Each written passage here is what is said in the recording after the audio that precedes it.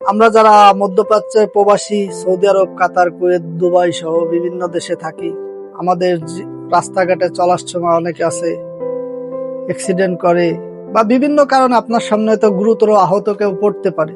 তখন আসলে আপনার করণীয় কি, সেটা নিয়ে আজকের ভিডিওটা। তো ছোট্ট করে আপনাদের এই তথ্যগুলো জানিয়ে দেবো। আশা করি আপনি যদি এরকম পরিস্থিতিতে পড়েন তাহলে এটা মোকাবেলা করতে পারবেন কিভাবে, সেটাই ভিডিও দেখলে ইনশাল্লাহ জানতে পারবেন। তো আমরা যারা বিশেষ করে সৌদি আরব সহ এই মধ্যপ্রাচ্যে থাকে, আমরা মনে করি আমাদের সামনে হয়তো গুরুতর কোনো আহত লোক পড়লে, আমার দেশি ভাই হোক বা অন্য কোনো দেশের লোক হোক, আমরা পলায় চলে যাব বা তার কোনো দায়ভার নাই, হয়তো ধরলে আপনারা পুলিশে ধরে নিয়ে যাবে বা আপনি বড় কোনো বিপদে পড়বেন, এরকম ভাবি আমরা সবাই।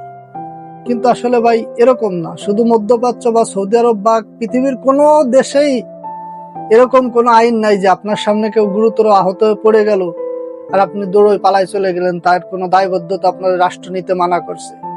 এরকম আইন কিন্তু নেই ভাই।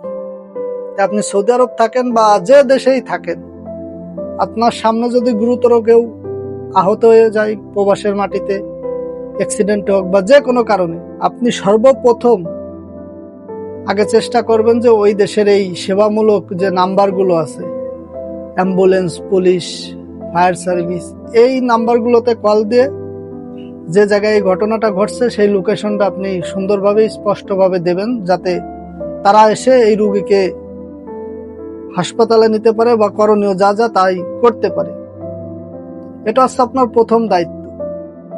দ্বিতীয়ত ভাই, আপনি রুগী যদি সচেতন থাকে তাহলে তার কাছে জিজ্ঞেস করে আপনি তারে ধরতে পারেন। নারী হোক বা অন্য কোনো দেশের হোক, যদি তাকে বলে যে আপনারা ধরতে, তাহলে অবশ্যই আপনি তারে ধরতে পারেন, কোনো ভয় নেই, কোনো সমস্যা নেই। সে যদি সচেতন থাকে, তাকে সচেতন রাখার চেষ্টা করুন, সে যাতে অজ্ঞান না হয় বা অতিরিক্ত ভয় পেয়ে জ্ঞান না হারাই ফেলে। আর আপনি যদি পুলিশ বা অ্যাম্বুলেন্স কাউকে তথ্য দেন, আপনি ওই জায়গায় থাকেন, যাতে পুলিশ বা অ্যাম্বুলেন্স আসার পর, ওই রুগীকে নেওয়ার পর বা আহত ব্যক্তিকে নেওয়ার পর আপনার কাছে তো তথ্য নিয়ে হয়তো তারা আরো বেশি সহযোগিতা পেতে পারে। কিন্তু আপনি তথ্য দিয়ে ওখান থেকে চলে যাবেন না বা পালাই যাবেন না, ভয়তেও যাবেন না, বা আপনার গুরুত্বপূর্ণ কোনো কাজ থাকলেও আপনি পুলিশকে তথ্য দিলে আর ওইখান থেকে যাবেন না। এটা সমাধান করার পরে তারপরেই যাবেন, বিশেষ করে সৌদি আরবে যারা থাকেন। আর সৌদি আরবে কেউ আহত হলে আপনারা ভয় পাবেন না কোনো প্রবাসী ভাই।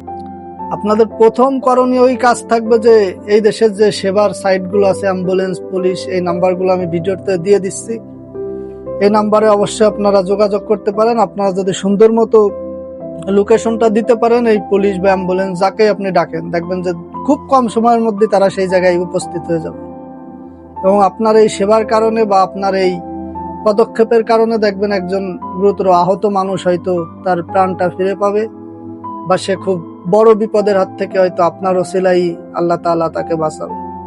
তাই প্রবাসের মাটিতে ভাই, আপনার সামনে যদি কেউ গুরুতর আহত হয়, ভয় বা বিভ্রান্ত না হয়ে আপনার এই প্রয়োজনীয় কাজটুকু করুন, তাহলে দেখবেন যে আপনার দেশি ভাই হোক বা অন্য দেশের কেউ হোক, সে হয়তো প্রাণে বেঁচে যাবে এবং আপনার উপকারের কথা হয়তো তার সারা জীবন মনে থাকবে।